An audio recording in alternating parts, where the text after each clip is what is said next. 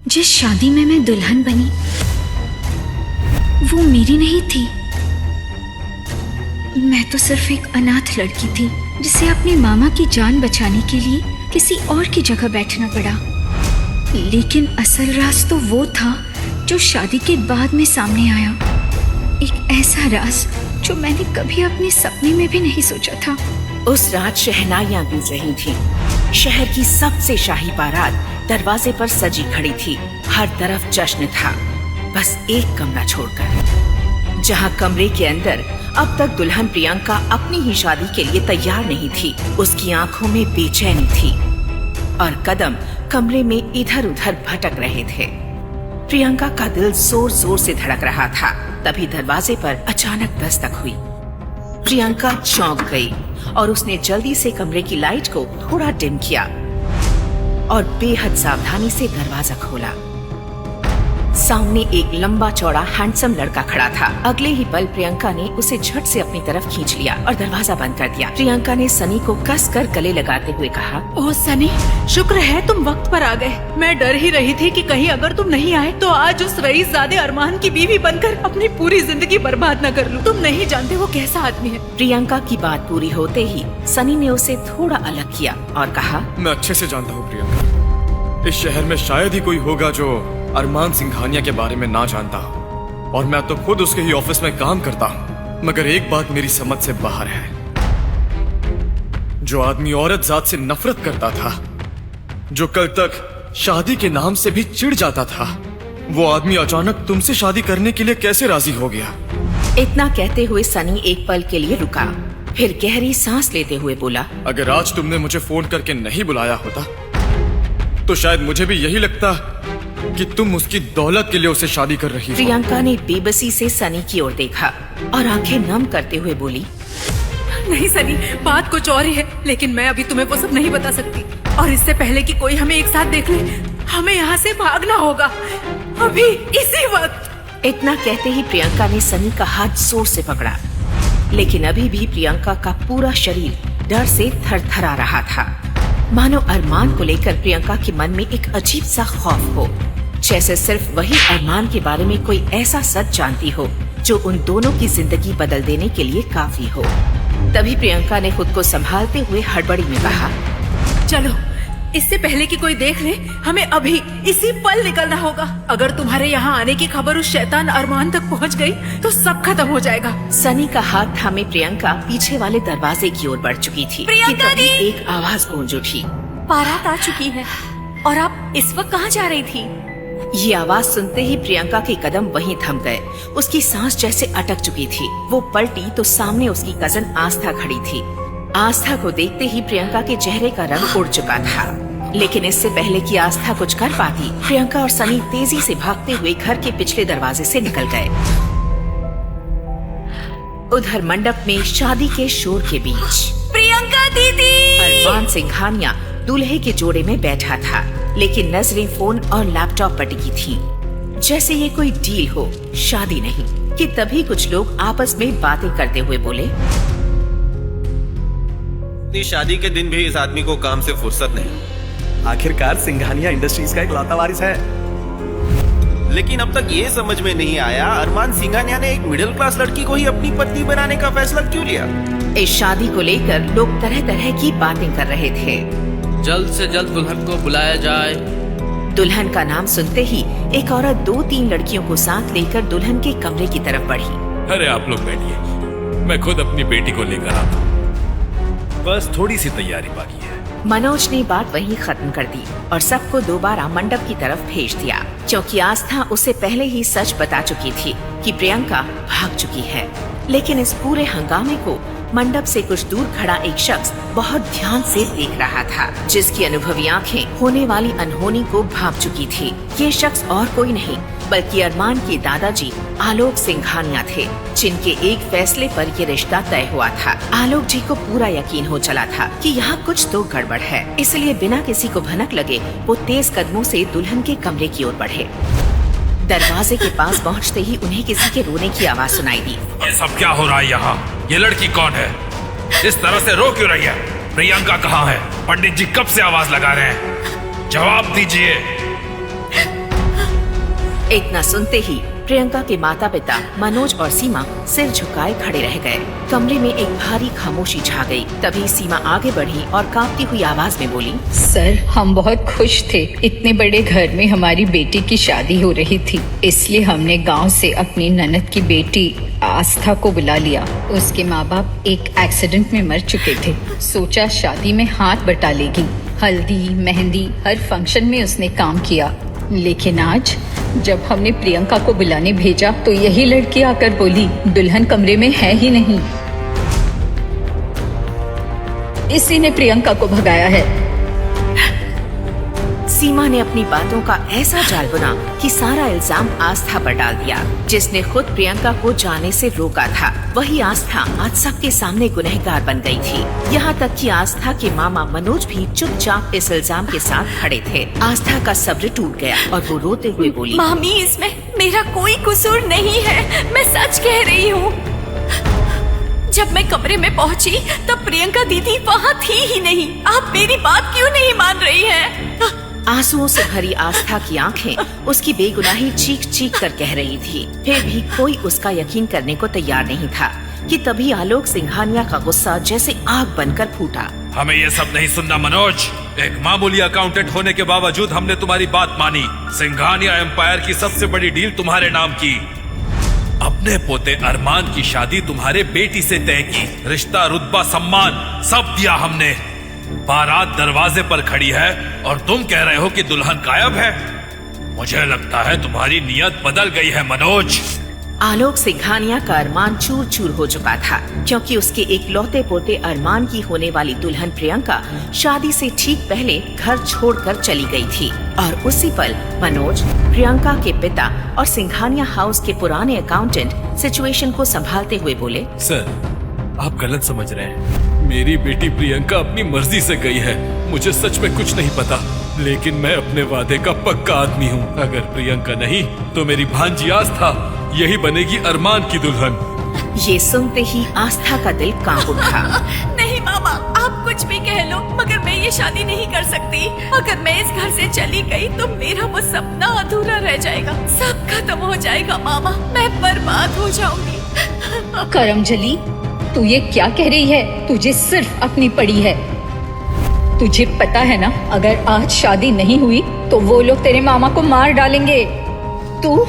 तुझे मैं जिंदा नहीं छोड़ूंगी। आस्था, तुम्हारी मामी ठीक कह रही है। प्रियंका अपनी मर्जी से गई होगी, लेकिन मुसीबत में हमें तुमने डाला है। तुमने ही उसे भागने में मदद की होगी, तो अब तुम ही इस मुसीबत से हमें निकालोगी।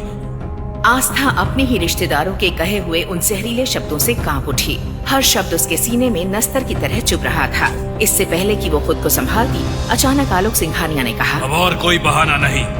बताओ, इस शादी के बदले तुम्हें क्या चाहिए? जो मांगोगी दूंगा, पर एक बात याद रखना, आज बारात वापस नहीं जानी चाहिए। अगर आज शादी नहीं हुई तो सिंघानिया एम्पायर की इज्जत मिट्टी में मिल जाएगी। और अरमान, जिसे औरत जात से नफरत है, वो ये जानकर कि दुल्हन भाग गई, सब तहस नहस कर देगा। अरमान का नाम सुनते ही कमरे में हर कोई कांप उठा, क्योंकि अरमान सिंघानिया सिर्फ नाम नहीं, एक आंधी था जिसके गुस्से से पूरा शहर थरथरा जाता था। आस्था समझ चुकी थी कि इस शादी को रोकना अब लगभग नामुमकिन है। बेबस होकर उसने अपने ही सपनों का गला घोंट दिया और चुपचाप दुल्हन का लाल जोड़ा पहन लिया। कुछ ही मिनटों में आंखों में आंसू लिए शादी के मंडप में बैठ गई, लेकिन वहां जो नजारा उसे दिखा उसके होश उड़ गए। चारों तरफ शहनाइयां बज रही थीं और बीच में अरमान अपने लैपटॉप पर काम कर रहा था। ये कैसा आदमी है? कौन अपनी ही शादी में ऑफिस का काम करता है? अगर शादी करनी ही नहीं थी तो फिर ये जबरदस्ती क्यों? ये सब देखकर आस्था बहुत हैरान थी। जो भी हो, एक बात याद रखना, ये बात अरमान को कभी पता नहीं चलनी चाहिए कि तुम कौन हो। आस्था ने बिना कुछ कहे हाँ में सिर हिला दिया। सबके सामने आस्था एक परफेक्ट दुल्हन बनी रही, लेकिन अंदर से डर, कंफ्यूजन और गिल्ट से टूटी हुई एक लड़की थी। फिर आखिरकार विदाई का वक्त आया। कार का दरवाजा घर छोड़कर चली गई। पहली बार अरमान के बिल्कुल पास बैठी थी। उसका दिल जोर जोर से धड़क रहा था। अब घूंघट रखने की जरूरत नहीं। मैं जानता हूँ कि तुम प्रियंका नहीं हो, उसकी छोटी बहन आस्था हो। ये सुनते ही आस्था का चेहरा सफेद पड़ गया। उसकी सांसें अटक गई। तभी अरमान ने आस्था के करीब जाकर धीरे से उसके कानों में फुसफुसाते हुए कहा, सच कहूँ तो अच्छा ही हुआ कि प्रियंका भाग गई, क्योंकि असल में मैं उसे नहीं बल्कि तुम्हें अपनी दुल्हन बनाना चाहता था। आस्था की सांसें थम गईं। ये सब सुनकर उसके दिमाग में हजारों सवाल उठ खड़े हुए। क्या? लेकिन ये कैसे हो सकता है? मैं तो अरमान से कभी मिली भी नहीं, तो वो मुझसे ही शादी क्यों करना चाहता था? तभी मैंशन पर कुछ गाड़ियों का काफिला आकर रुका। अरमान एक बार फिर से सिंघानिया मैंशन में एंट्री कर चुका था। आस्था की मामी ने आस्था को घूंघट उठाने से सख्त मना किया था कि वो किसी भी कीमत पर घूंघट नहीं उठाएगी जब तक कि वो अपनी ससुराल नहीं पहुंच जाती, और आस्था ने ठीक ऐसा ही किया था। आस्था को कार से उतारने वाला वहाँ कोई नहीं था। तब एक नौकर ने आस्था के लिए कार का दरवाजा खोल दिया। आस्था नीचे उतर गई, लेकिन उसने घूंघट ओढ़ रखा था, इसीलिए उसे रास्ता समझने में मुश्किल हो रही थी। उसने हल्का सा घूंघट उठाकर नासमझी में इधर उधर देखने की कोशिश की, लेकिन उसे सिर्फ और सिर्फ मार्बल का फर्श ही दिखाई दे रहा था। उसके अलावा उसे कुछ और नजर नहीं आ रहा था। तब अचानक दादाजी आए। उन्होंने देखा कि आस्था पीछे रह गई और अरमान लंबे लंबे कदमों से चलता हुआ मैंशन की ओर जा रहा है। दादाजी ने आवाज लगाते हुए कहा, अरमान ठहरो, तुम इस तरह से बिना दुल्हन के मैंशन में एंट्री नहीं कर सकते हो।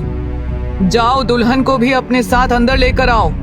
दादाजी की बात सुनकर अरमान ने अपने दादाजी की ओर देखा, लेकिन इस वक्त वो मजबूर था, क्योंकि अरमान ने खुद ही अपने दादा से वादा किया था कि इस शादी में उसके दादाजी उससे जो कुछ भी कहेंगे वो वही करेगा। वो चिढ़ता हुआ सीधा आस्था के पास जाकर खड़ा हो गया और आस्था की ओर गुस्से से देखकर बोला, क्या तुम थोड़ा सा तेज नहीं चल सकती, या तुम्हें चलना ही नहीं आता है? उसने आस्था का हाथ कसकर पकड़ लिया और उसे लगभग घसीटते हुए सिंघानिया मैंशन के अंदर लेकर जाने लगा। अब आस्था की हालत काफी ज्यादा खराब हो चुकी थी। एक तो उसने हाथ भरकर लाल रंग का चूड़ा पहना हुआ था, ऊपर से अरमान ने उसका हाथ काफी जोर से पकड़ा था, जिससे उसे काफी ज्यादा दर्द हो रहा था।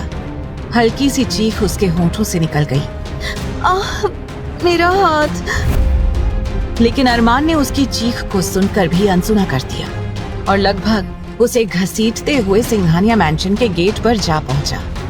जैसे ही वो उसे लेकर अंदर की ओर जाने लगा, तुरंत आकाश, सुमित, ध्रुव और आहान चारों एक साथ उसके सामने आकर खड़े हो गए और चिल्लाते हुए बोले, रुको भैया। अरमान ने अपनी आईब्रोज उठाकर उन चारों की ओर देखा। एक पल के लिए चारों उसकी आंखों को देखकर डर गए, लेकिन आहान ने थोड़ी हिम्मत करते हुए मुस्कुरा कर कहा, ब्रो, आप इस तरह से अंदर नहीं जा सकते। हमने बहुत सारी मूवीज और फिल्मों में देखा है कि जब भी कोई नई बहू आती है तो उसका अच्छी तरह से स्वागत किया जाता है। तो क्या हुआ अगर हमारे घर में कोई लेडी नहीं है? तो हम लोग तो हैं, हम तो भाभी का वेलकम अच्छी तरह से कर सकते हैं ना। अब जैसे ही आहान ने ये कहा, अरमान गुस्से से उसकी ओर देखकर बोला, लगता है कुछ ज्यादा ही छूट दे दी है मैंने तुम्हें। तुमने बहुत कॉलेज का बहाना बना लिया। कल से तुम मेरे साथ ऑफिस आओगे, समझे? अरमान की बात सुनकर आहान की हालत खराब हो गई और वो कहने लगा, नहीं नहीं भाई, आप कैसी बातें कर रहे हैं? मतलब मैं ऑफिस जाकर क्या करूंगा? और इस बात का ऑफिस से क्या लेना देना? हाँ और कल से तो मेरा बहुत इंपॉर्टेंट असाइनमेंट स्टार्ट होने वाला है। भाई आप नहीं जानते कितना सारा कॉलेज का काम करना है मुझे। सुमित भी हामी भरते हुए बोला, देखो अरमान, तुम इस तरह से बात को घुमा नहीं सकते हो, ठीक है? और अभी पहले हम तुम दोनों की आरती उतारेंगे और उसके बाद भाभी अपने दाएं पैर से ये कलश गिराएंगी और फिर तुम दोनों अंदर आओगे। सुमित की बात सुनकर अरमान का सब्र अब पूरी तरह से जवाब दे गया, क्योंकि उसमें इतनी हिम्मत ही नहीं बची थी कि वो अब इन रीति रिवाज को पूरा कर सके। अरमान ने गुस्से से कहा, इतना तमाशा करने की कोई जरूरत नहीं है। ये सब कुछ हटाओ यहाँ से, और तुम सब हटो मेरे रास्ते से। ऐसा कहकर अरमान गुस्से से आगे बढ़ने लगा। तभी दादाजी पीछे से प्यार से बोले, अरे बेटा, अगर बच्चे जिद कर रहे हैं तो करने दो उन्हें भी अपने मन की। अगर वो अपनी भाभी का स्वागत करना चाहते हैं तो करने दो ना, क्यों उन्हें रोक टोक रहे हो? तब अरमान गुस्से से दादाजी की ओर मुड़ा और बोला, दादाजी, मेरी शर्त सिर्फ शादी तक की थी, और अब शादी हो चुकी है तो अब आपकी किसी भी तरह की कोई फरमाइश मानने या सुनने का मेरा कोई इरादा नहीं है। अपनी बात खत्म कर अरमान ने आस्था का हाथ वहीं दरवाजे पर झटक दिया और उसे छोड़कर खुद लंबे लंबे कदमों को बढ़ाता हुआ सीधा अपने कमरे की ओर चला गया। सभी लड़के वहां खड़े बस उसे जाते हुए देखते रह गए। सभी को रह रहकर अपनी भाभी, जो नई नवेली दुल्हन थी, उस पर तरस आ रहा था। अब आलोक जी भी चुप हो गए, क्योंकि वो अपने अकड़ू पोते को अच्छी तरह से जानते थे कि उनका पोता कितना ज्यादा अकड़ू और जिद्दी था, और कितनी मुश्किल से उन्होंने अपनी बीमारी के चलते जैसे तैसे अरमान की शादी करवा दी। लेकिन अब वो समझ चुके थे कि उनका पोता उनकी कोई भी बात मानने वाला नहीं था। इसीलिए अब वो सीधा अपने कमरे की ओर बढ़ने लगे। लेकिन फिर वो उन चारों लड़कों की तरफ देखकर ऑर्डर देते हुए बोले, बहू को गृह प्रवेश के बाद आराम से ले जाकर अरमान के कमरे तक छोड़ आओ। ये कहकर दादाजी वहां से चले गए। अब आस्था के गृह प्रवेश की सारी जिम्मेदारी उन चारों को मिल चुकी थी। आस्था दरवाजे पर खड़ी हुई अपनी उंगलियों को मरोड़ने लगी, क्योंकि उसे समझ में नहीं आ रहा था कि वहां आखिरकार हो क्या रहा था, क्योंकि वो किसी को देख नहीं पा रही थी। और अभी कुछ देर पहले अरमान का गुस्से में दादाजी को पलटकर जवाब देना सुनकर आस्था के मन में अरमान की एक जिद्दी, गुस्सैल और अकड़ू की छवि बननी शुरू हो गई थी। अरे यार, अब क्या करें? अरमान ऐसे कैसे चला गया? अब भाभी का क्या बेचारी ऐसे ही खड़ी रहेंगी? तभी आहान थोड़ा सा आगे आया और प्यार से बोला, भाभी देखो, अब यहाँ पर कोई नहीं है। ना तो यहाँ आपका पति है और ना ही आपके दादा ससुर हैं। तो अब आप अपना ये लंबा सा घूंघट हटा सकती हो। आकाश ने भी जल्दी से कहा, हाँ भाभी, आप अपने आप को इस भारी भरकम घूंघट से आजाद कर सकती हो। आस्था को समझ में नहीं आ रहा था कि वो क्या करे। वो मन ही मन बोली, मामी जी ने घूंघट उठाने से मना किया था, तो फिर ये लड़के मुझे घूंघट उठाने को क्यों कह रहे हैं? वैसे भी आस्था जिस गांव से थी, उस गांव में लड़कियों का किसी लड़के से बात करना भी बहुत बड़ा जुर्म माना जाता था। और यहाँ तो 4 लड़के उसकी आंखों के सामने खड़े थे, जो उसे अपना घूंघट उठाने के लिए कह रहे थे।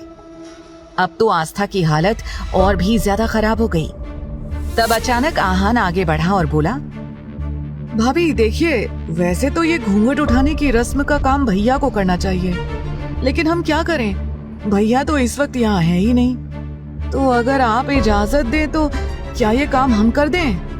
ध्रुव ने उसे डांटते हुए कहा, तू क्या बेशर्मी भरी बातें कर रहा है भाभी से? ये हक सिर्फ और सिर्फ भाई का है, और ये हक हम भैया से नहीं छीन सकते हैं, समझा तू? और पगले, थोड़ा सा सोच समझ कर बोल। ये भाभी है, हमारी भाभी। तू इस तरह से भाभी के बारे में बकवास नहीं कर सकता है।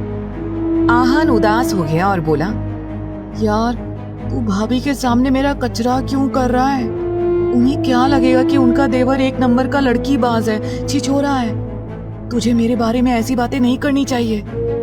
ध्रुव ने हंसते हुए कहा, अभी फिलहाल दादाजी ने हमें जो काम दिया है वो करते हैं। हमें भाभी को भाई के कमरे तक पहुंचाना है। अब मेरी प्यारी भाभी, आप अपने दाएं पैर से इस कलश को गिरा दीजिए और अंदर आ जाइए।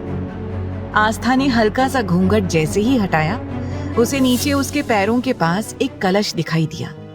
पहले तो वो सोचती रही कि वो उनकी बात माने या ना माने, लेकिन वो इस तरह से पूरी रात घर के बाहर भी खड़ी नहीं रह सकती थी।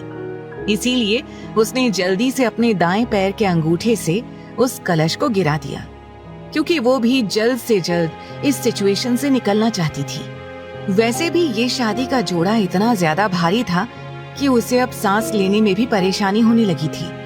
और फिर यहाँ तो आस्था की मुश्किलें कम होने का नाम ही नहीं ले रही थी। उसे चारों तरफ सिर्फ आदमी ही नजर आ रहे थे, कोई भी औरत उसे दिखाई नहीं दे रही थी। इसीलिए उसे अब काफी ज्यादा डर लगने लगा।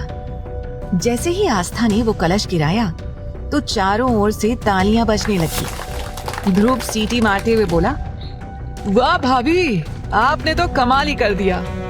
आपने बिल्कुल परफेक्टली कलश गिराया है, ऐसे ही हमने टीवी में भी देखा था।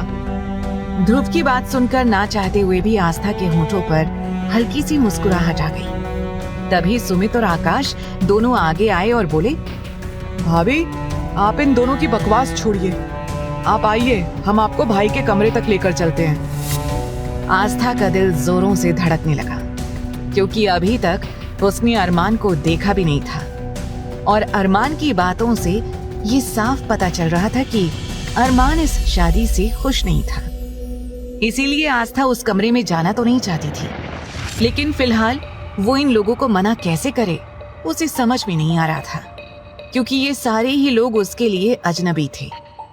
आस्था ने अपनी गर्दन हाँ में हिला दी। ये देखकर चारों अलग अलग तरह की शक्लें बनाने लगे।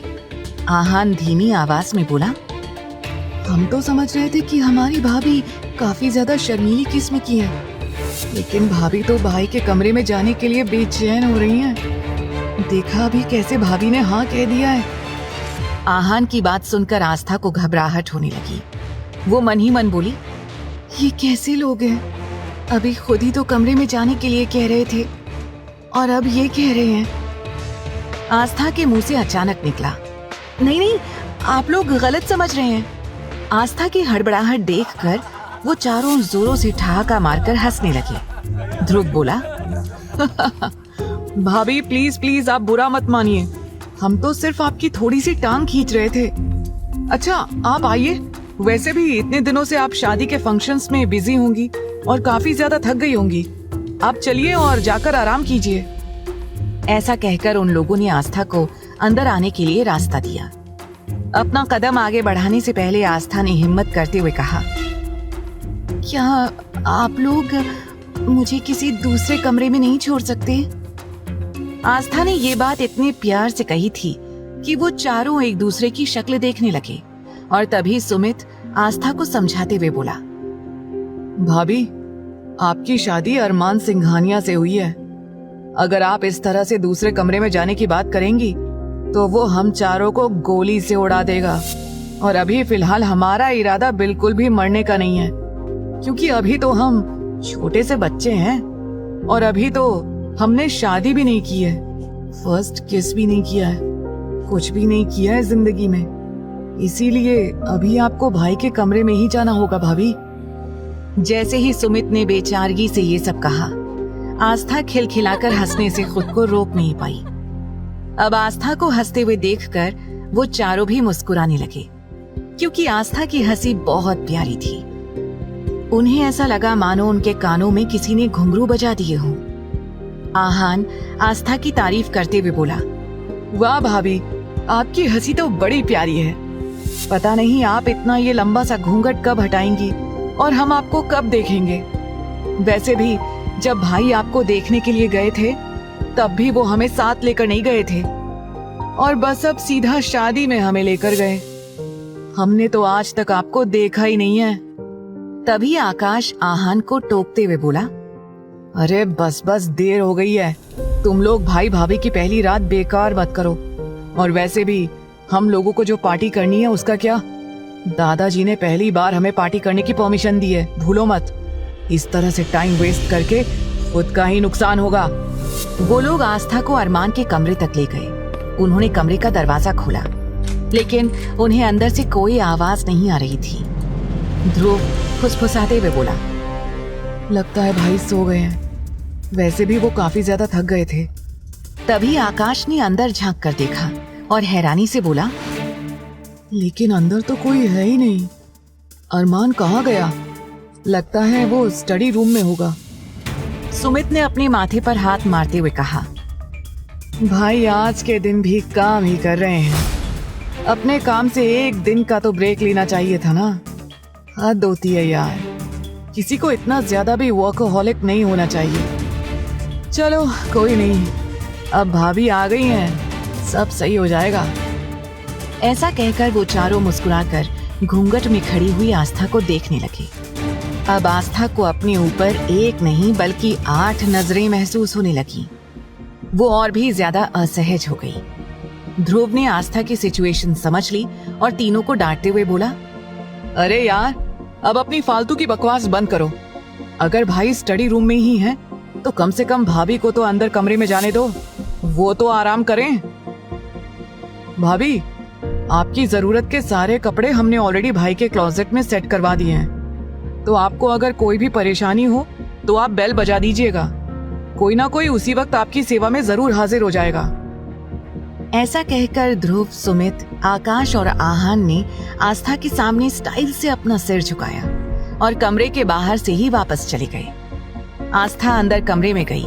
उसने कमरे को अंदर से लॉक कर दिया और फिर सबसे पहले उसने अपने आप को घूंघट से आजाद किया और लंबी लंबी गहरी सांसें लेने लगी। तभी उसकी नजरें उस बेडरूम में चारों तरफ घूमने लगी। बेडरूम की दीवारें ब्लैक एंड व्हाइट कलर की थी। वहां की सभी चीजें बेहद महंगी लग रही थी।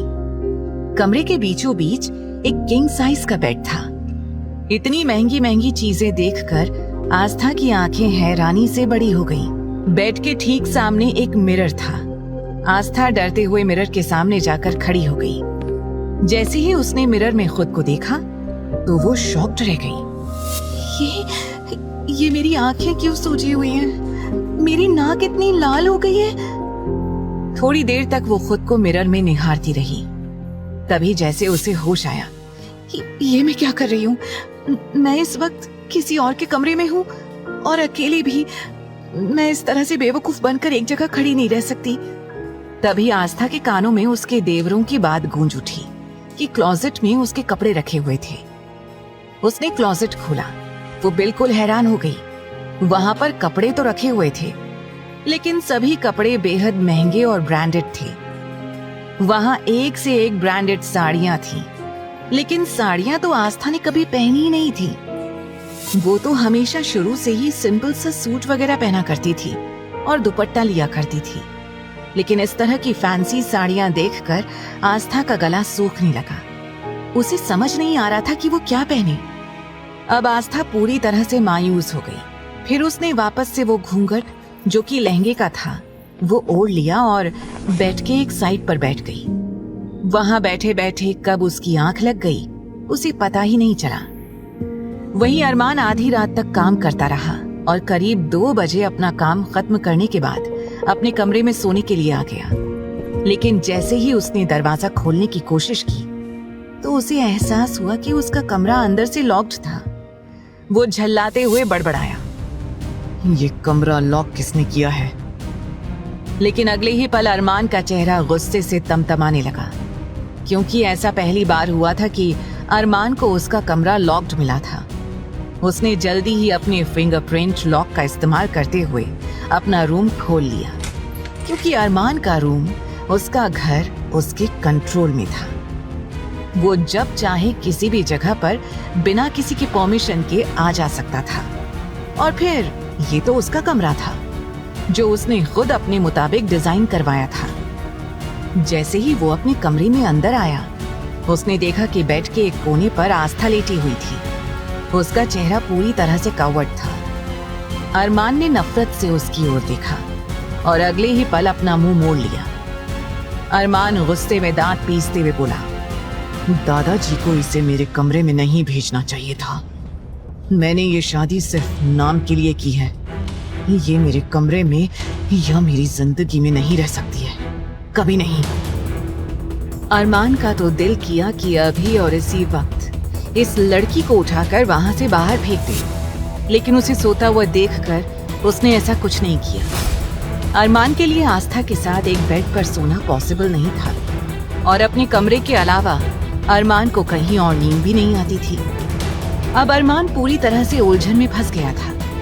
अब क्या करने वाला है अरमान? जब वो प्रियंका की जगह आस्था को देखेगा तो उसका क्या रिएक्शन होगा? इनकी पहली रात यादगार बनेगी या ये इनके साथ की आखिरी रात बन जाएगी? अब अरमान पूरी तरह से उलझन में फंस गया था उसने आस्था को जगाने के लिए जानबूझकर थोड़ा सा खांसना शुरू किया। लेकिन आस्था, जो ज्यादा ही थकी हुई थी, वो इस वक्त गहरी नींद में थी। अरमान के खांसने की आवाज उसके कानों तक पहुंच ही नहीं रही थी। अब अरमान ने 1 से 2 बार धीरे से खांसा, फिर थोड़ा सा तेज खांसा, लेकिन आस्था की तरफ से कोई रिएक्शन नहीं मिला। अब अरमान चिढ़ गया क्योंकि उसे भी नींद आ रही थी। अरमान चिढ़ते हुए बोला, सारी नींद यहीं आकर पूरी करेगी क्या? इसे मेरी खांसने की भी आवाज सुनाई नहीं दे रही है। अरमान अपने कदम बढ़ाता हुआ आस्था के बगल में पहुंच गया और टेबल पर रखे हुए कांच के ग्लास पर उसने जोरों से अपना हाथ मार दिया। अगले ही पल ग्लास जमीन पर गिरकर चकनाचूर हो गया। की आवाज के शोर से सुमित, आहान, ध्रुव, आकाश, जो नीचे हॉल में पार्टी कर रहे थे, वो सब घबरा गए। ये क्या हुआ? दादाजी, जो कि सो चुके थे, उनकी आंखें खुल गईं और सभी दौड़ते हुए अरमान के कमरे के बाहर आकर दरवाजा जोर जोर से खटखटाने लगे। अरमान आस्था को इस वक्त डांटना चाहता था कि वो कब से यहाँ पर उसे उठाने की कोशिश कर रहा है, लेकिन वो उठ ही नहीं रही थी। वो उसे कुछ बोल पाता, उसी वक्त बाहर दरवाजे पर से आवाजें आनी शुरू हो गईं। दादाजी ने घबराते हुए कहा, अरमान, अरमान, दरवाजा खोलो। उन्होंने इस डर से दरवाजा जोरों से पीटना शुरू कर दिया। वहीं उन चारों दोस्तों का रंग भी पूरी तरह से उड़ा हुआ था और सभी अंदर क्या हो रहा है इस बात को लेकर डरे हुए थे। तभी अंदर से कमरे का दरवाजा खुला। सबसे पहले दादाजी अंदर गए और अरमान की ओर देखकर पूछते हुए बोले, क्या हो रहा है यहाँ? ये गन शॉट की आवाज कैसे आई? आखिर तूने ऐसा क्या किया है? तभी चारों लड़के भी अंदर गए और अंदर आकर उन्होंने इधर उधर चारों तरफ अच्छी तरह से देखना शुरू किया, लेकिन आस्था तो बेड पर थी ही नहीं। अब तो दादाजी और बाकी सबके दिल जोरों से धड़कने लगे। धीरे धीरे जैसे ही वो लोग कुछ कदम आगे गए तो उन सबके कानों में किसी के रोने की आवाज सुनाई देने लगी। ये आवाज आस्था की थी। आस्था काफी ज्यादा डर गई थी और वो हिचकियां लेकर रो रही थी। उसने अपने आप को दुपट्टे से ढका हुआ था, जिस वजह से उसका चेहरा अभी तक किसी ने भी नहीं देखा था। जल्दी ही दादाजी उसकी ओर गए और आस्था को जमीन से उठाने लगे। वो प्यार से बोले, बेटा उठो, मैं हूँ दादाजी। आस्था ने जैसे ही अपने पास दादाजी के हाथ को पाया तो वो खुद को शांत करने लगी, लेकिन उसका पूरा शरीर इस वक्त कांप रहा था, जो कि घूंघट में और उसके भारी भरकम लहंगे में भी दिखाई दे रहा था। दादाजी गुस्से से अरमान की ओर मुड़े और बोले, ये क्या बदतमीजी है अरमान? ये क्या किया तूने? तूने बहू को क्यों धमकाया है? अरमान ने बेपरवाह होकर कहा, दादाजी, आपके कहने से मैंने ये शादी की है, लेकिन इसका मतलब ये नहीं है कि मैं इस रिश्ते को निभाऊंगा भी। आखिर क्यों आपने इस लड़की को मेरे कमरे में भेजा? आपको इसे इस तरह से मेरे कमरे में नहीं भेजना चाहिए था। अरमान ने बड़े ही रूड तरीके से ये सब कहा था।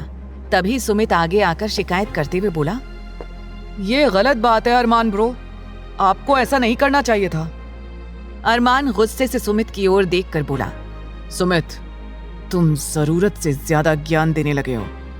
मुझे लगता है कल से तुम्हें अपने ऑफिस चले जाना चाहिए। काफी समय हो गया है तुम्हें अपने ऑफिस के दर्शन किए हुए। अरमान ने सीधे सुमित की बेइज्जती की तो सुमित ने भी अपना मुंह बना लिया और झल्लाते हुए वहां से चला गया। तब आकाश ने एक और कोशिश करते हुए धीमे लहजे में कहा, लेकिन सुमित ने कुछ गलत थोड़ी कहा है। अरमान, तुम्हें भाभी के साथ इस तरह की हरकत नहीं करनी चाहिए थी। अब अरमान को और ज्यादा गुस्सा आने लगा। वो बोला, तुम अपनी बकवास बंद करो आकाश। और किसने कहा कि ये लड़की तुम्हारी भाभी है? कोई जरूरत नहीं है इसे भाभी वगैरह कुछ भी कहने की, समझे तुम लोग? जाओ, जाकर अपना अपना काम करो। पार्टी कर रहे थे ना तुम सब, जाकर अपनी पार्टी एंजॉय करो। ध्रुव हैरानी से सोचने लगा, ये तो पार्टी में था भी नहीं, तो फिर इसे कैसे पता चला कि हम सब पार्टी कर रहे थे? ध्रुव ने हड़बड़ाते हुए आकाश और आहान से कहा, अब हमें यहाँ से चलना चाहिए। तभी दादाजी ने आस्था का हाथ पकड़ा और वो अरमान की ओर देखकर कड़े लहजे में बोले, मैं तुमसे इस बारे में बाद में बात करूंगा। वो आस्था को जल्दी ही बाहर लाकर उसे अब एक गेस्ट रूम में ले गए। वो आस्था को दिलासा देने लगे। अब तक आस्था काफी नॉर्मल हो गई थी। अब दादाजी ने आस्था की ओर देखकर उदास लहजे में कहा, बेटा माफ करना, मैं जानता हूं कि तुम्हारे साथ बहुत नाइंसाफी हुई है, लेकिन उस वक्त हमारी भी मजबूरी थी और कोई रास्ता नहीं था इस सिचुएशन से निकलने का। इसीलिए हमने तुम्हें मजबूर करके अरमान से शादी करवाई। हम जानते हैं हमारे पोते का बर्ताव कैसा है और शायद पूरी तरह से गलत भी है, लेकिन हम चाहकर भी कुछ नहीं कर सकते हैं, क्योंकि हम उस वजह को जानते हैं जिस वजह से हमारा पोता ऐसा बन गया है। अब हमें सिर्फ और सिर्फ तुमसे ही उम्मीद है कि तुम उसकी हमसफर बनकर सब कुछ ठीक कर दोगी। एक औरत अपने प्यार से सब कुछ ठीक कर सकती है। हम चाहते हैं कि तुम अरमान को पूरी तरह से बदल दो। दादाजी की बात सुनकर आस्था ने सवालिया नजरों से दादाजी की तरफ देखा। दादाजी आगे रौबदार आवाज में बोले, अगर तुम हमारे पोते में बदलाव ला देती हो और उसे अपने परिवार में रहना, हंसना, बोलना सिखा देती हो, तो हम तुमसे वादा करते हैं कि हम तुम्हारे डॉक्टर बनने की पढ़ाई पूरी करवाएंगे और अरमान के खिलाफ जाकर तुम्हारी मदद करेंगे। जैसे ही आस्था ने ये सुना, एक बार फिर उसकी आंखों में उम्मीद नजर आने लगी, क्योंकि अरमान से शादी के बाद से ही वो पूरी तरह से टूट चुकी थी।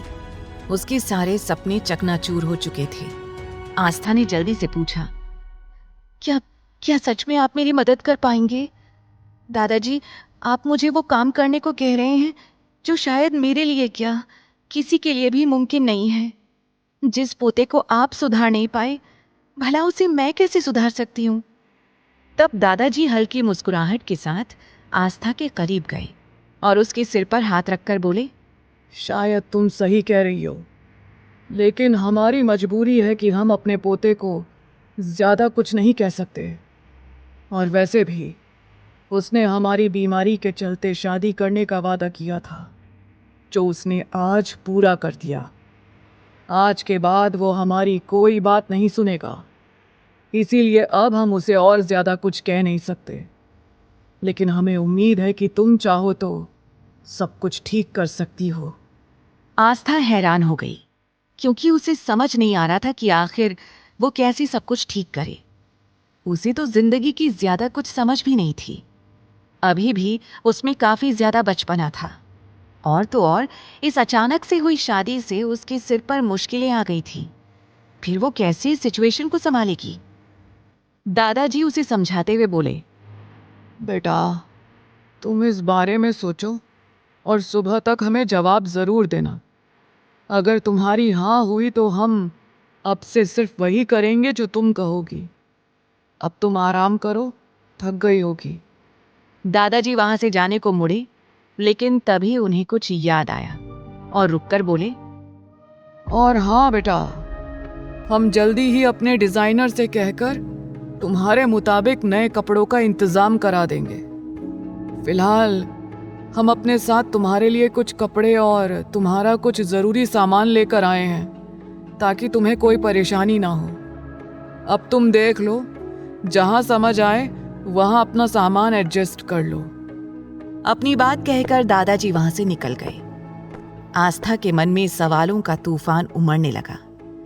तभी आस्था की नजर वहां साइड पर पड़े बैग पर गई, जो उसे जाना पहचाना सा लगा। जल्दी से आस्था ने थैला उठा लिया और उसे खोलकर देखने लगी। उसमें बहुत सारे नए कपड़े थे। उसकी आंखों के सामने कुछ दिन पहले का नजारा घूम गया। जब आस्था ने प्रियंका की शादी के बारे में सुना था, तब उसने अपनी नानी से जिद करके अपने लिए 3-4 नए कपड़ों का पीस मंगवा लिया था। आस्था खुशी खुशी सारे नए पीस मनोरमा आंटी के पास लेकर गई, जो उसी गांव की थी, और मनोरमा आंटी ने उसे चहकते हुए देखकर कहा था, ये सारे रंग तो तुम पर बहुत जचेंगे बिटिया, ये बड़े ही प्यारे कपड़े हैं। तब आस्था शर्मा गई थी। मनोरमा आंटी, जो कपड़े सिलने का काम करती थी, जल्दी ही उन्होंने अपने हुनर का इस्तेमाल करते हुए आस्था के लिए बड़े ही प्यारे फ्रॉक सूट्स और चूड़ीदार पैंट सिल दिए थे। तब आस्था बहुत ही ज्यादा खुश हो गई थी, लेकिन आज उन कपड़ों को देखते हुए आस्था की आंखें भर आईं। उसने बड़बड़ाते हुए कहा, ये कपड़े मैं ऐसे पहनूंगी ये कभी सोचा नहीं था, लेकिन ये कपड़े मामा जी ने यहाँ क्यों भेजे हैं? उन्होंने कहा था कि ये शादी बस 2-3 दिन के लिए है, उसके बाद मेरा इस शादी से कोई लेना देना नहीं होगा। फिर उन्होंने मेरे सारे कपड़े यहाँ क्यों भेज दिए? आस्था ने फ्रेश होने के बाद अपनी नानी के भेजे कपड़े पहन लिए। अब आस्था को पहले से कंफर्टेबल लग रहा था, लेकिन तभी आईने में देखते हुए आस्था का ध्यान अपने गले में पड़े मंगलसूत्र और मांग में लगे सिंदूर पर गया।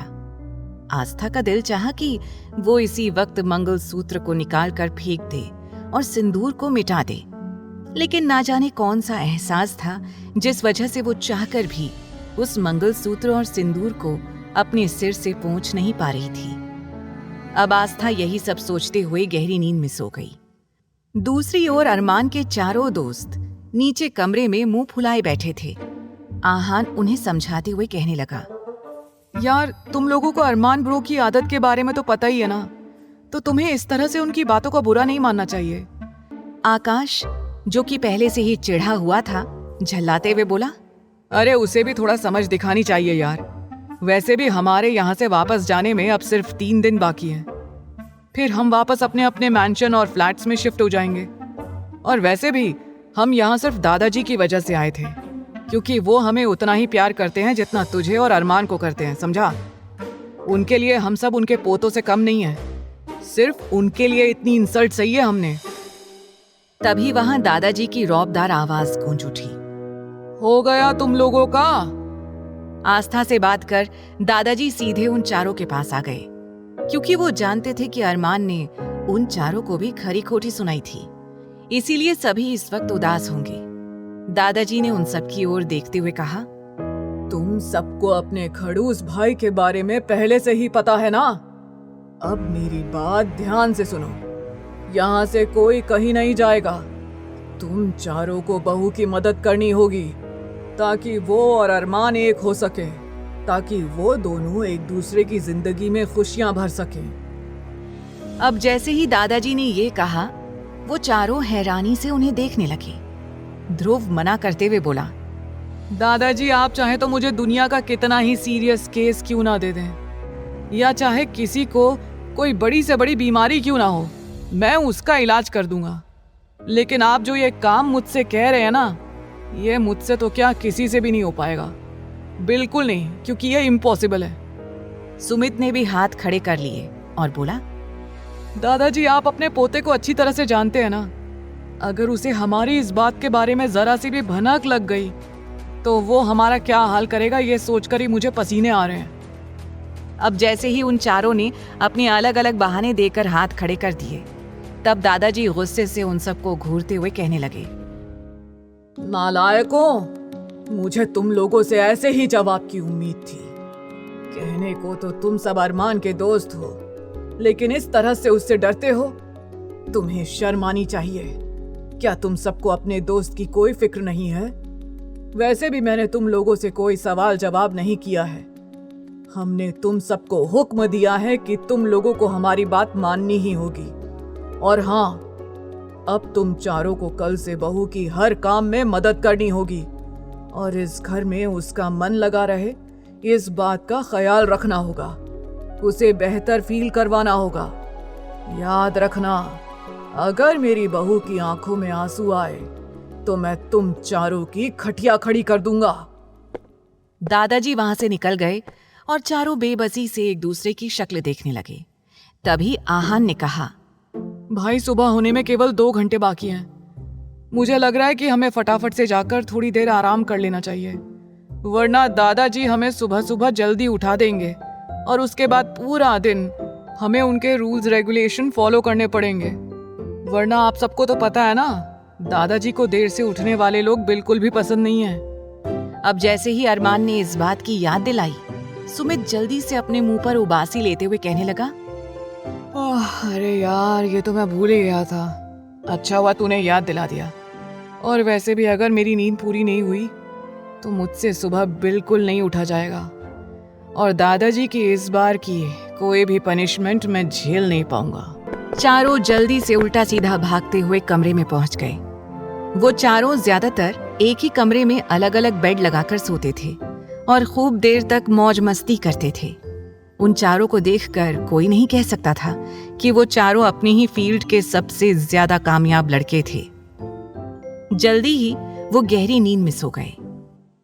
इधर अरमान अपने कमरे में था, लेकिन कुछ देर पहले तक यहाँ आस्था भी थी, जिसकी वजह से उसकी खुशबू पूरी तरह से उस कमरे में महक रही थी। अरमान अब इस खुशबू से इरिटेट हो गया। अरमान गुस्से में बेडशीट उठाकर नीचे फेंकते हुए चिल्लाया, 2 मिनट के अंदर मेरा बेडशीट चेंज करो। अगले ही पल 2 नौकर भागते हुए वहां पर आए और बेडशीट चेंज कर दिया। अरमान के घर पर 24 घंटे दिन और रात नौकर अवेलेबल रहते थे, लेकिन कोई फीमेल स्टाफ नहीं थी, सारे मेल स्टाफ ही थे, क्योंकि अरमान को लड़कियों से बहुत ज्यादा नफरत थी। एक यही वजह थी कि वो कभी भी किसी से शादी नहीं करना चाहता था। लेकिन जिस दिन दादाजी ने अपनी सीरियस बीमारी के बारे में बताया और साथ ही साथ अपनी आखिरी ख्वाहिश के बारे में अरमान से कहा, तो चाहकर भी अरमान उन्हें मना नहीं कर पाया। लेकिन अब अरमान फिर इरिटेट हो चुका था, क्योंकि आस्था से शादी करने के बाद उसके दिल में एक अजीब सी बेचैनी होने लगी थी। उसे खुद कुछ नहीं पता था कि आखिरकार उसके साथ क्या हो रहा था। बेडशीट चेंज होने के बाद उसे बेहतर फील हुआ और जल्दी ही उसे नींद आ गई। सभी 4 बजे के करीब सोए थे, लेकिन आस्था बहुत जल्दी ही 2 घंटे की नींद पूरी होने के बाद उठ गई और उठकर सबसे पहले अपने आप को आईने में देखा। कुछ पल आस्था अपने आप को देखती रही और बड़बड़ाते हुए बोली, एक ही दिन ने मेरी पूरी जिंदगी, मेरे पूरे सपने, सब कुछ पूरी तरह बदल कर रख दिए हैं। आस्था की आंखों के किनारे एक बार फिर भीग गए और वो सोचने लगी कि चुलबुली आस्था, जो हमेशा अपने चेहरे पर मुस्कान सजाई रहती थी, आज वो शीशे में खुद को देखकर मुस्कुराने की कोशिश कर रही थी। लेकिन मजाल है कि आज उसकी मुस्कुराहट उसके होठों को भी छू जाए। आस्था ने खुद को समझाते हुए कहा, नहीं आस्था, तू इस तरह से नहीं टूट सकती। तूने तो इससे भी बुरा दिन देखा है, तू ऐसे कैसे टूट सकती है? तुझे हौसला रखना होगा आस्था। अब तू सिर्फ ये सोच कि तू इस कैद से कैसे निकलेगी। जो ये बंदूक वाले मॉन्स्टर अरमान सिंघानिया नाम का फंदा तेरे गले में अटक गया है, तो उससे कैसे निकलेगी? कुछ ना कुछ सोच आस्था, तू इस तरह से हार नहीं मान सकती। आस्था खुद से ही सवाल जवाब कर रही थी और खुद को हिम्मत देने की कोशिश कर रही थी। तभी आस्था को कल रात दादाजी ने जो बातें कही वो याद आने लगी थी। आस्था सोचने लगी, अगर वाकई अरमान सिंघानिया बदल जाता है और उसमें थोड़े बहुत चेंजेस आ जाते हैं, तब आसानी से दादाजी मुझे अरमान सिंघानिया के कैद से आजाद कर देंगे, साथ ही डॉक्टर बनने में मेरी मदद भी करेंगे। वैसे भी मेरी जिंदगी ने मुझे सिर्फ चैलेंजेस ही दिए हैं, इस शादी को भी चैलेंज की तरह एक्सेप्ट करना ही होगा। आस्था ने एक गहरी और लंबी सांस ली और अपने आप को सबके सामने जाने के लिए तैयार करने लगी। आस्था ने शुरू से ही हार मानना नहीं सीखा था। बहुत कम उम्र में ही उसने जिंदगी को उस नजर से देखना शुरू कर दिया था, जो नजर शायद किसी में मैच्योर होने के बाद आती है। सबसे पहले फ्रेश होकर उसने अपना एक और नया जोड़ा पहना। आस्था बड़बड़ाते हुए बोली, अब मैं तैयार कैसे हूँ? अरे हाँ, मनोरमा आंटी की बहू शादी के बाद जिस तरह से सज धज कर रहती थी, शायद मुझे भी वैसे ही तैयार होना पड़ेगा। उसने चेक किया, उसकी नानी ने उसके लिए नई पायल भेजी थी, जो उन्होंने बहुत पहले उसके लिए बनवाई थी। उसने वो पायल पहन ली और कुछ चूड़ियां भी पड़ी हुई थी, जो उसने शादी में पहनने के लिए ली थी। फिर मांग में लगे सिंदूर को उसने अपने बालों में छिपा लिया, क्योंकि उसे रह रहकर कुछ शर्म महसूस हो रही थी।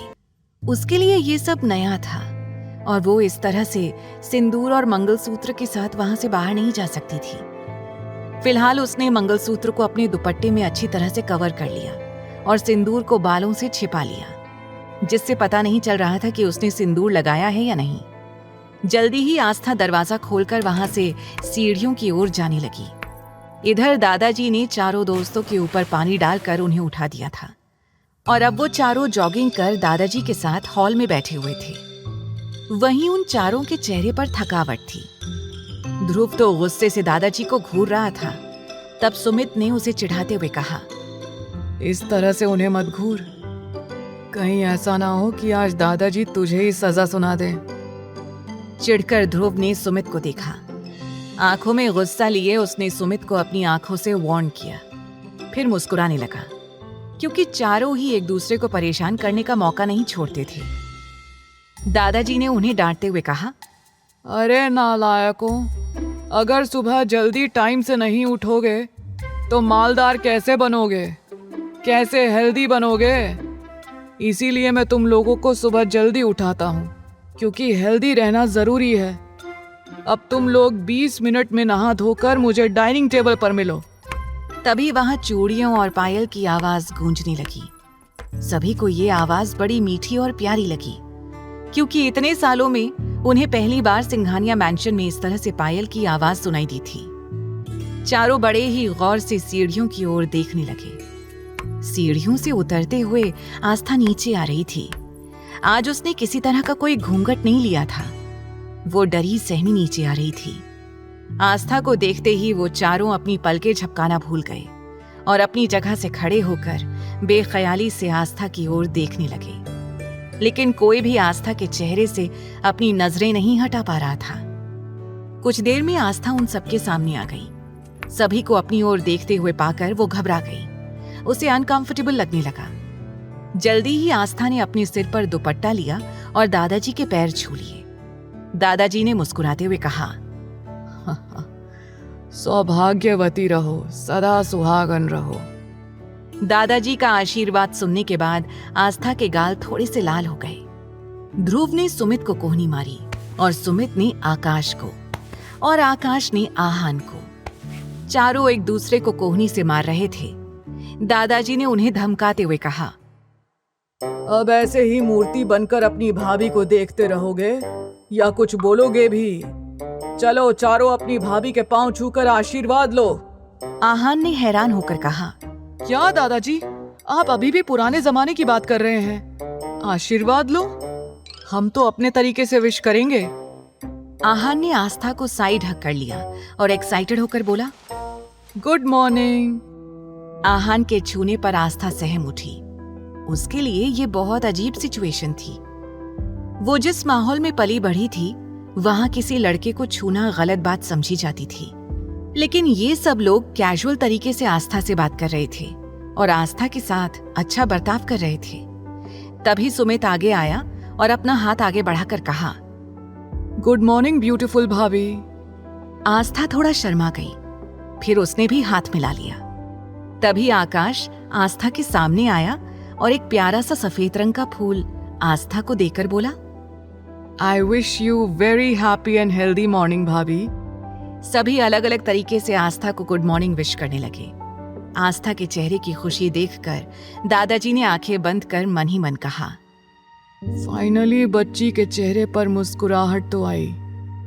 अब बस इसकी खुशियों पर नजर न लगे। आहान और सुमित के बाद आस्था की नजर ध्रुव पर पड़ी। ध्रुव को देखते ही आस्था के चेहरे पर चमक आ गई। वो सीधा ध्रुव के सामने जाकर खड़े होकर कहने लगी, आप ध्रुव है ना? Dhruv Saxena, the famous heart specialist.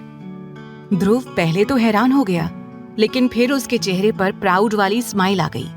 उसने कहा, जी भाभी, आपने बिल्कुल ठीक पहचाना। मेरा नाम ध्रुव सक्सेना है और मैं फेमस हार्ट सर्जन भी हूँ। लेकिन मुझे ज्यादा खुशी इस बात की हो रही है भाभी कि आप मुझे जानती हैं। तभी बाकी तीनों जलन से ध्रुव की ओर देखने लगे। आहान धीमे लहजे में बोला, अरे भाभी ध्रुव को जानती हैं? मतलब ध्रुव और भाभी जल्दी दोस्त भी बन सकते हैं। तभी दादाजी ने खुश होकर कहा, अरे वाह बेटी, क्या तुम सच में इस नालायक को जानती हो? आस्था हैरानी से दादाजी की ओर देखकर बोली, दादाजी, इन्हें कौन नहीं जानता? ये बहुत बड़े डॉक्टर हैं और बहुत फेमस हार्ट स्पेशलिस्ट भी। इनसे मिलना तो मेरा ड्रीम था। मैंने सोचा भी नहीं था कि मेरे आइडल मुझे यहाँ देखने को मिल जाएंगे। आस्था ध्रुव पर से अपनी नजरें नहीं हटा पा रही थी। आहान बेचारा सा मुंह बनाकर कहने लगा, अगर मुझे पता होता ना कि भाभी को डॉक्टर्स इतने पसंद हैं, तो मैं कॉलेज जाने की बजाय डॉक्टर ही बन जाता। तभी सुमित और आकाश भी कहने लगे, हाँ, अगर हमें पता होता तो मैं बिजनेसमैन बनने की बजाय कोई छोटा डॉक्टर ही बन जाता। हाँ ना, मैं भी 7 स्टार होटल खड़ा करने की बजाय कोई डॉक्टर या नर्स का ही काम कर लेता। तीनों ही ध्रुव की तारीफ सुनकर मुंह बनाने लगे। आस्था उन सबकी ऐसी शक्लें देखकर और उनका बेचारा सा मुंह और बेतुकी बातें सुनकर खिलखिलाकर हंस पड़ी। आस्था को इस तरह से हंसता हुआ देखकर वो चारों भी मुस्कुराने लगे, क्योंकि कल रात से उन सभी को आस्था की फिक्र हो रही थी। आहान मुस्कुराते हुए बोला, भाभी को देखकर तो ये कंफर्म हो गया कि मेरे खड़ूस और राक्षस भाई की जिंदगी में ऐसी लड़की ही आनी चाहिए थी, क्योंकि अगर भाई आग हैं तो भाभी पानी की तरह एकदम शांत। तभी आलोक जी कहने लगे, आस्था बेटा, आओ मैं तुम्हें इस परिवार से मिलाता हूँ। अब तक तुम्हें इस बात का अंदाजा तो हो ही गया होगा कि इस घर में कोई और औरत नहीं है, यहाँ ये चारों ही हैं। सच बताऊं तो ये चारों सिर्फ मेरी फैमिली का हिस्सा नहीं है, बल्कि मेरे दिल के भी बेहद करीब हैं। जितना प्यार मैं अरमान से करता हूँ, उससे कहीं ज्यादा शायद मैं इन चारों से करता हूँ। अब जैसे ही दादाजी ने ये कहा, वो चारों मुंह खोले एक दूसरे की शक्ल देखने लगे। दादाजी ने आगे कहा, आस्था बेटा, ये आहान है, ये अरमान का कजिन ब्रदर है और मेरा छोटा पोता। ये हमारे साथ यहीं सिंघानिया मैंशन में रहता है।